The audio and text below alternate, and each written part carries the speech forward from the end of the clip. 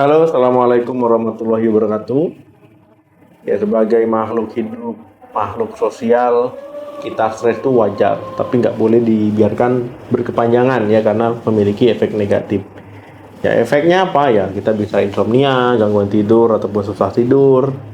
Ya, tekanan darah tinggi bisa naik, ya gula darah bisa naik, ya nafsu makan bisa menurun, ya sakit kepala, ya kemudian juga kita nggak semangat mau ngapa-ngapain, kemudian asam lambung itu bisa naik ya, jadi macam-macam ya, imunitas bisa turun. Pokoknya efek dari stres ini nggak boleh dibiarkan terlalu lama. Jadi ada beberapa tips ya ataupun cara untuk menghilangkan stres yang bisa kalian coba di rumah. Yang pertama, berendam di air hangat. Berendam di air hangat ya, ini biar bikin tubuh itu rileks ya, relaksasi ya. Pakai bak mandi saja ataupun pakai baskom ya, itu bisa ya. Kemudian ditambah pakai musik yang lembut, kemudian pakai aromaterapi ya, ini akan membuat ya tubuh rileks, pikiran lebih rileks. Yang kedua, senyum. Walaupun sedang banyak pikiran, sedang bad mood, sedang galau gitu ya, coba kalian berusaha untuk tetap senyum ya. Jadi senyumnya itu harus lebar ya. Nah, ini senyum palsu dong, nggak apa-apa. Jadi senyum ini yaitu bisa mengirimkan sinyal ke otak, ya kemudian juga merubah suasana hati, ya jadi lebih baik. Ketika kita senyum, ya ini bisa menular ya, senyum itu bisa menular. Ya ketika kita melihat orang lain juga ikut senyum, ya kita juga akan ikut senyum jadinya. Nah, inilah ya yang bikin kita lebih tenang, lebih bahagia dari sebelumnya. Yang ketiga, hewan peliharaan. Ya, hewan peliharaan ini bebas ya, bisa apa saja, bisa burung, bisa ikan, bisa kucing. Ya, misalkan kita melihara ikan gitu ya, kita memberi dia makan, ya kita akan jadi senang ya. Ataupun kita melihara kucing, kita belai, kita peluk ya, kita ajak dia bermain. Ini akan diproduksi ya hormon serotonin, dopamin. Ya, ini adalah hormon yang bikin kita rileks, bikin kita bahagia. Yang keempat, menyanyi. Ya, misalkan kalian suaranya pas-pasan, ya nggak bagus-bagus amat, ya sama kayak suara saya ya. Jadi ini tetap harus menyanyi. Ya, hidupkan musik pakai headset misalkan, ataupun tanpa headset, ya ikuti suara nyanyian itu, ikut menyanyi. Ya, ini akan menghilangkan rasa jenuh, rasa kesepian. Ya, pokoknya ini membangkitkan emosional kita, ya suasana hati kita menjadi lebih tenang, lebih nyaman. Apalagi kalau seandainya kalian nyanyi ya sambil joget-joget kecil saja ya di dalam kamar, misalkan takut dilihat orang, ya ini akan membuat kalian lebih aktif ya, ataupun lebih berenergi. Ya, ini bagus juga. Kelima, minum jus lemon. Nah, jadi kalau seandainya jus lemon ya, ini kan agak-agak asam ya.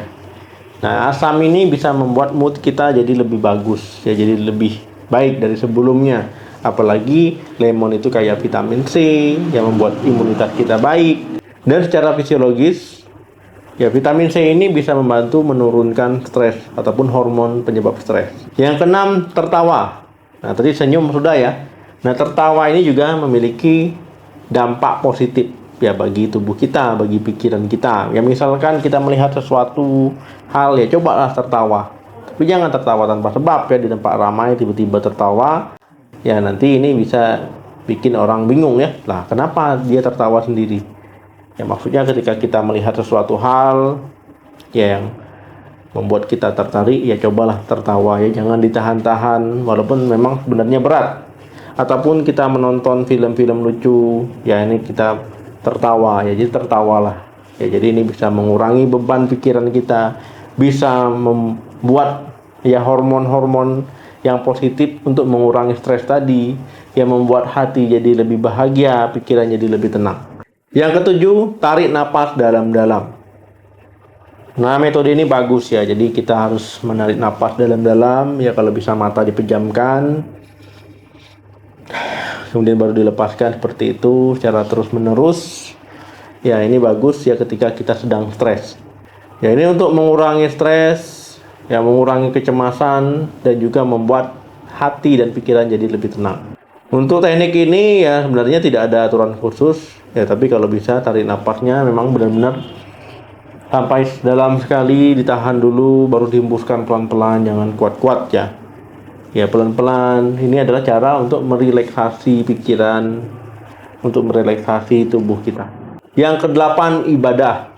Nah, jadi kalau umat muslim ini sholat ya. Jadi ini adalah cara yang efektif ya untuk kita ya meminta bantuan ya ataupun curhat ke Yang Maha Kuasa. Ya, jadi ini adalah cara yang bisa kalian lakukan ketika kalian sholat itu ya, berdoa ya, jangan ngebut-ngebut doanya. Jadi memang harus benar-benar khusyuk doanya ya, pelan-pelan saja ya kita meminta kepada Tuhan Yang Maha Kuasa. Ketika kita sholat dan berdoa ya, ini menurunkan kecemasan kita, meredakan kecemasan kita, membuat hati kita lebih tenang ya, membuat hati kita lebih damai dari sebelumnya. Yang kesembilan, berkebun. Nah, jadi ya berkebun ini juga bagus ya untuk menghilangkan ataupun meredakan stres. Ya misalkan kalian menanam bunga ataupun menanam pohon di halaman, ya mengurus pohon-pohon ataupun tanaman, ya memotong, memangkas dan sebagainya. Ya ini adalah cara juga untuk meredakan stres. Yang ke-10, olahraga. Nah, jadi misalkan kalian suka main bola kaki, main badminton, ya ini coba ya dilakukan aktivitas-aktivitas ini ya. Selain olahraga itu bagus untuk tubuh ya, untuk pernapasan, untuk jantung dan untuk organ-organ tubuh kita ya, olahraga ini juga cara kita bersosialisasi dengan orang lain ya. Kemudian juga olahraga ini akan membuang ya hormon-hormon stres ya, menurunkan hormon-hormon stres. Jadi ini bisa meredakan ya stres kalian. Olahraganya apa saja itu bebas ya, bebas. Pilihan olahraga itu bebas, tergantung dengan keahlian kalian ataupun hobi kalian. Nah, jadi ada tambahan ya, bagaimana cara menghilangkan stres ataupun meredakan stres ya, silakan sharing di kolom komentar.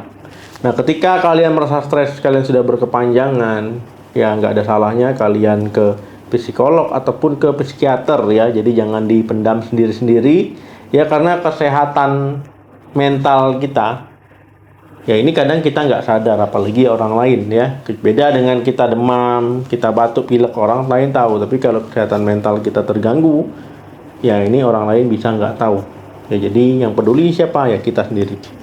Oke teman-teman, terima kasih yang sudah menonton video sampai habis. Jangan lupa like, share, dan komen.